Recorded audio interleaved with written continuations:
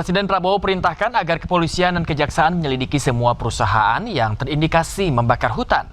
Prabowo juga meminta 3 tersangka kasus kebakaran hutan dan lahan di Riau dibawa ke Jakarta untuk pendalaman dan meminta BIN ikut dilibatkan dalam penyelidikan.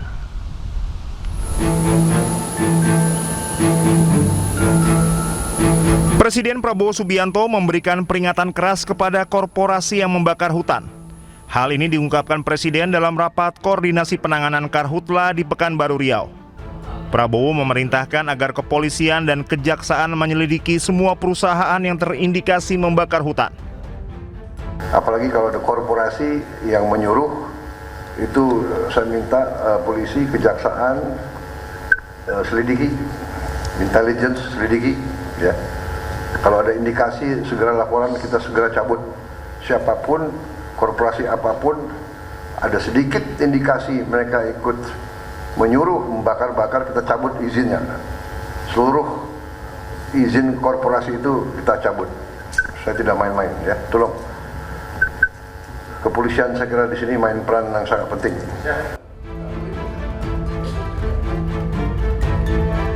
Meski belum ada bukti keterlibatan korporasi, namun terdapat 3 tersangka yang pada kasus sebelumnya diketahui tidak memiliki kebun di lokasi kebakaran. Ketiganya menjadi perhatian setelah polisi menemukan mereka berada di lokasi kebakaran meski tidak memiliki ladang di area tersebut.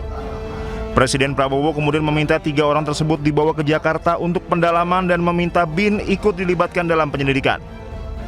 Presiden juga meminta nama 5 perusahaan yang sebelumnya mendapat sanksi dari Kementerian Lingkungan Hidup karena tidak memenuhi kewajiban pencegahan karhutla. Prabowo menegaskan perusahaan yang tidak menjalankan tanggung jawab menjaga dan mencegah kebakaran dapat dikenai tindakan tegas termasuk pencabutan izin. Tim Liputan Anyus melaporkan. Pemirsa, selain menggelar ratas di Palembang, Presiden Prabowo Subianto juga menggelar ratas di Pekanbaru Riau. Kapolda Riau menyebut telah menetapkan 96 tersangka pembakaran hutan dan lahan di wilayah Pekanbaru Riau dan tidak ada perusahaan yang terlibat.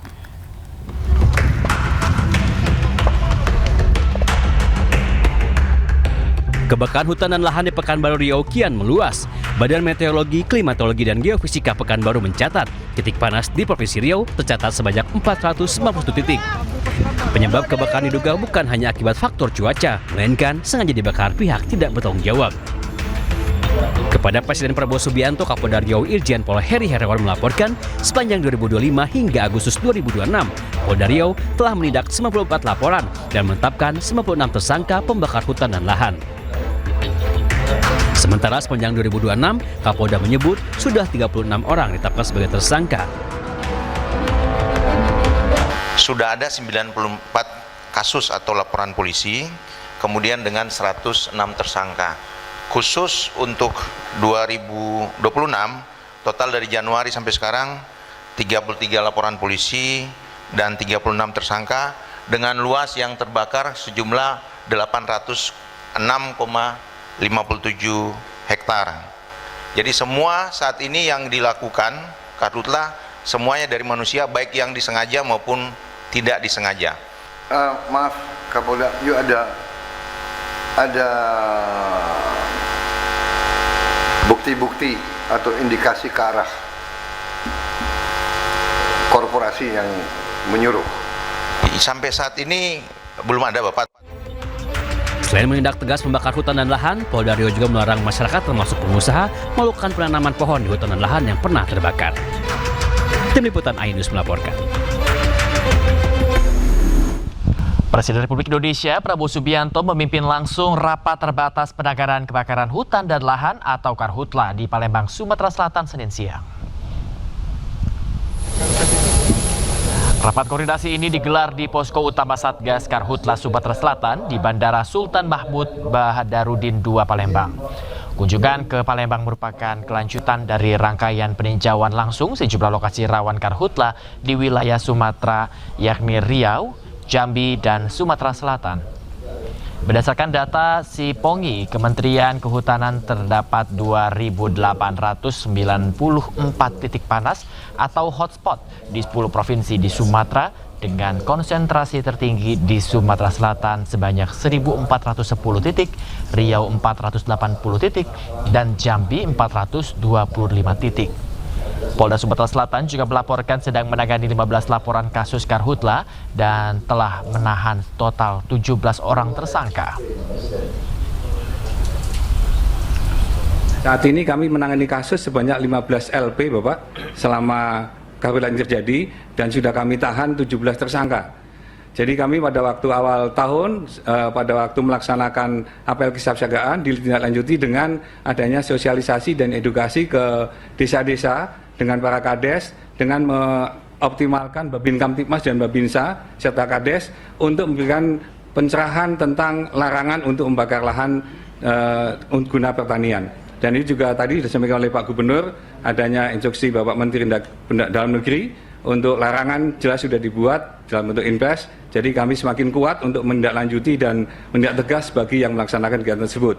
Dan saat ini kami juga melaksanakan terobosan kreatif untuk bersama-sama, bukan hanya sebelum kebakaran, pada saat kebakaran sudah pasti kami akan berjibaku maksimalkan kami padamkan dengan berkolaborasi dengan stakeholder terkait baik TNI, pemerintah daerah maupun masyarakat. Pemirsa, kebakaran juga sempat terjadi di Taman Nasional Waikambas. Meski sempat membesar, namun kini api telah berhasil dipadamkan. Gajah yang ada di pusat konservasi pun dalam keadaan aman.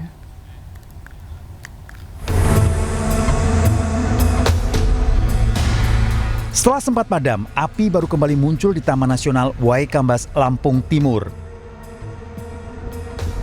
Api dilaporkan muncul di 3 titik baru pada Minggu pagi dan terus membesar dikarenakan kencangnya hembusan angin serta lahan yang juga didominasi oleh tanaman kering. Ratusan personil gabungan diterjunkan. Proses pemadaman sempat mengalami kesulitan lantaran lokasi yang sulit dijangkau, namun akhirnya berhasil dipadamkan. Dimulai dari hari Jumat kemarin, tapi tadi malam satu titik sudah berhasil dipadamkan oleh rekan-rekan. Cuman tadi siang ya Pak, tadi siang ada titik baru di titik yang kita di tempat ini ada kebakaran di ladang alang-alang gitu. Jadi ini kita lagi coba memitigasi agar tidak terdampak ke hutan secara meluas. Sementara itu, hewan-hewan yang berada di Taman Nasional Waikambas juga terus dimonitor. Gajah-gajah dalam kondisi sehat dan tidak terdampak kebakaran. Ini memang habitat gajah Taman Nasional, tapi alhamdulillah di kebakaran ini tidak ada satu ekor gajah pun yang kemudian terdampak. Karena posisi saat ini, kelompok gajah yang kita pasangin kolakar kita bisa monitor 1 kali 24 jam. Dia kemana saja. Dan saat kebakaran, ini di bagian selatan Taman Nasional yang terbakar, kebetulan gajah kita ada di bagian utara. Jadi sangat jauh, dan itu perlu kami sampaikan bahwa alhamdulillah gajah kita tidak ada yang terdampak dari secara langsung ya dari pada kebakaran hutan kali ini. Sebelumnya pada Jumat 21 Agustus lalu, kebakaran sempat terjadi di Taman Nasional Waikambas. 250 personel gabungan dikerahkan memadamkan api. Dugaan sementara kebakaran dipicu aktivitas pemburu liar.